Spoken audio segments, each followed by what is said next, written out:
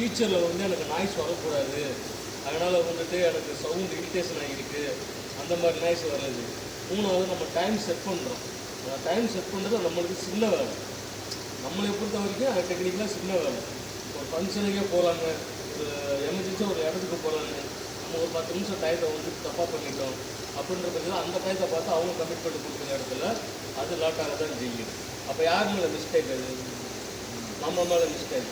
Oil change interval எடுத்து விடல, ஆனால் நான் அடுத்த வண்டியில் நான் எடுத்து விட்டுறேன், ஓகே, இதெல்லாம் ஏற்றுக்கிற விஷயங்கள் ஒரு சில வண்டிகளில் நான் எடுத்துக்கிறேன். ஆனால் அந்த ஆயில் சேஞ்ச் எடுக்கல அப்படின்னா கஸ்டமரோட மனநலமை எப்படி போகும்? ஆயில் மாற்றலை, நீங்கள் ஆயில் மாற்றினா எதுக்கு நான் கொடுத்த ஆயில் சேஞ்ச் வந்து அப்படியே காமிக்குது அப்படின்ற மாதிரி காமிப்பாங்க. ஒரு மஸ்ட்டாக வந்து இப்போ ரீசெண்டாக என்ன கம்ப்ளைண்ட் வருதுன்னா பிரேக் நாய்ஸ்.